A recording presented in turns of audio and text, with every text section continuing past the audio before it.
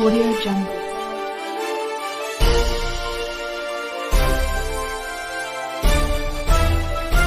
Audio Jungle.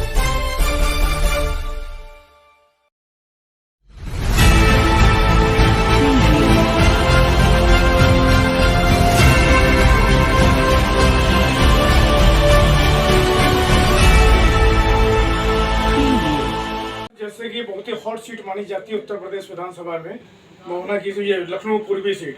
Sir यहाँ से BJP के बड़े बड़े दिग्गज नेता चुनाव लड़ते हैं। माननीय राजनाथ सिंह जी भी यहाँ चुनाव लड़, लेकिन उनकी किस्मत वैसी थी कि वो चुनाव यहाँ हार गए थे। लेकिन उसके बाद से लालजी टंडन, फिर उनके पुत्र आशुतोष टंडन गोपाल जी, सर बहुत ही वैसी सीट आपको मिली। और बीजेपी जो कि कलराज जी भी रहे, हाँ कलराज जी भी रहे यहाँ पे, उनसे पहले थे विद्यासागर जी भी रहे। सर मैं ये पूछना चाह रहा था कि जो इतनी बड़ी पार्टी है दुनिया की, पूरे मतलब वर्ल्ड की आप समझ लीजिए बीजेपी, उसने आपके ऊपर इतना विश्वास जताया कि आपको यहाँ पे सीट दी है, आप कुछ कहना चाहेंगे टिकट? जी, सबसे पहले तो मैं आपके माध्यम से इस देश के यशस्वी प्रधानमंत्री आदरणीय श्री नरेंद्र मोदी जी, विश्व की सबसे बड़ी राजनीतिक पार्टी भारतीय जनता पार्टी के राष्ट्रीय अध्यक्ष परम सम्मानीय श्री जगत प्रकाश नड्डा जी,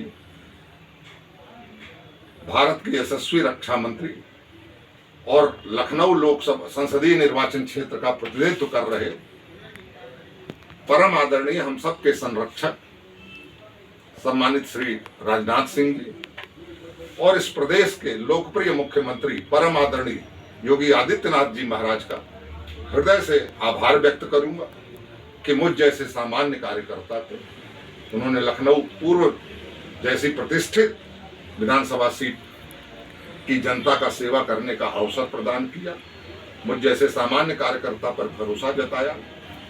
मैं अपने शीर्ष पार्टी के शीर्ष नेतृत्व की अपेक्षाओं पर अपनी पूरी शक्ति सामर्थ्य से काम करते हुए पार्टी की रीतियों नीतियों और जन कल्याणकारी योजनाओं को लेकर के जनता के बीच जाऊंगा और पार्टी के भरोसे पर खरा उतरने का परम आदरणीय श्री राजनाथ सिंह जी के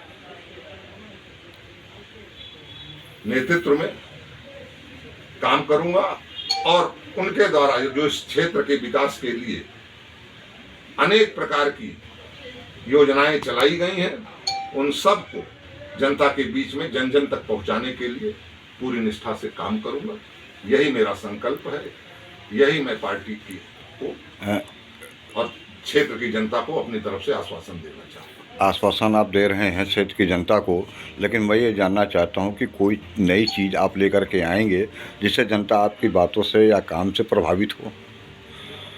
देखिए, जहाँ तक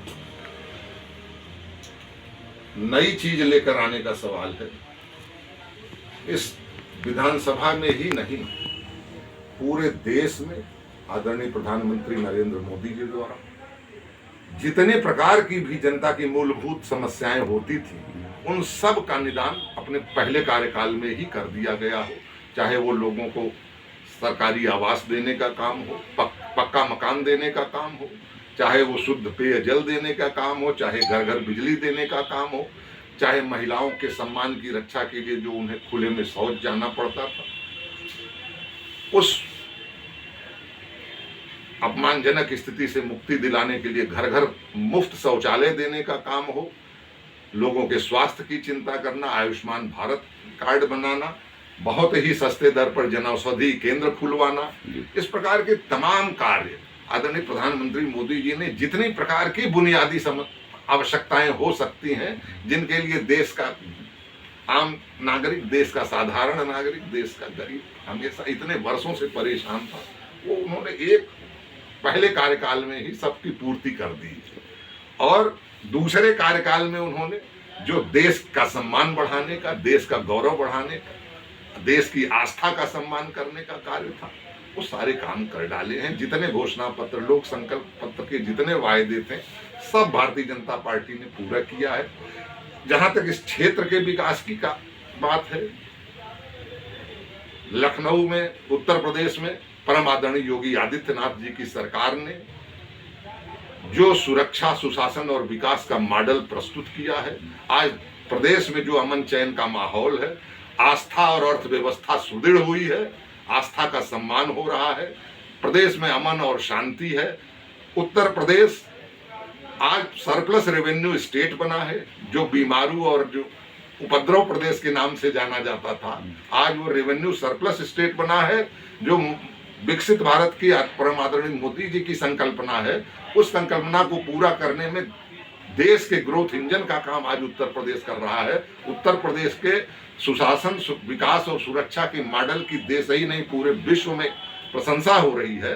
तो वो लखनऊ विधानसभा, पूर्वी विधानसभा भी उसी प्रदेश का अंग है। और लखनऊ की जहां तक बात है, लखनऊ में पहले से ही परम आदरणीय देश के रक्षा मंत्री आदरणीय सदैव राजनाथ सिंह जी द्वारा जितनी इस क्षेत्र के लिए देश की सुरक्षा का भार जहां उनके मजबूत कंधों पर है, और देश की सुरक्षा व्यवस्था को आज जहां उन्होंने सुदृढ़ किया है, पूरे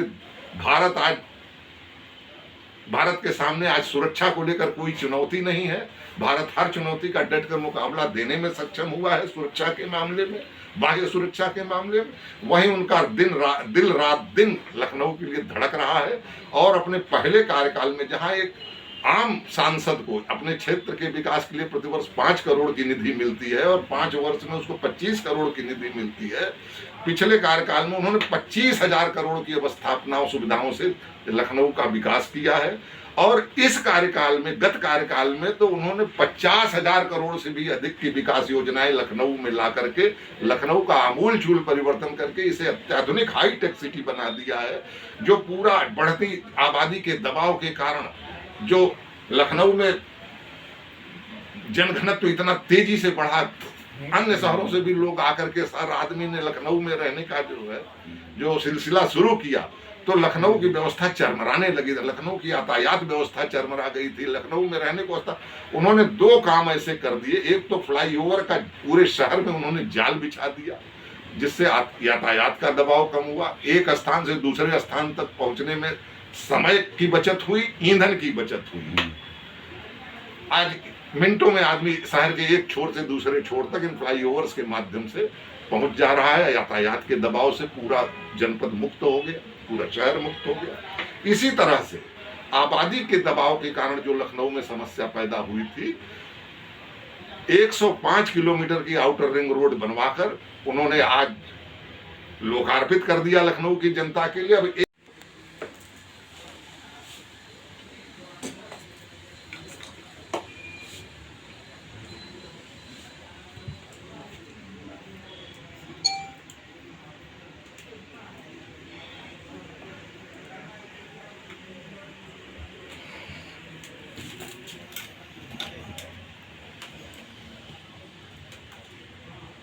थैंक यू।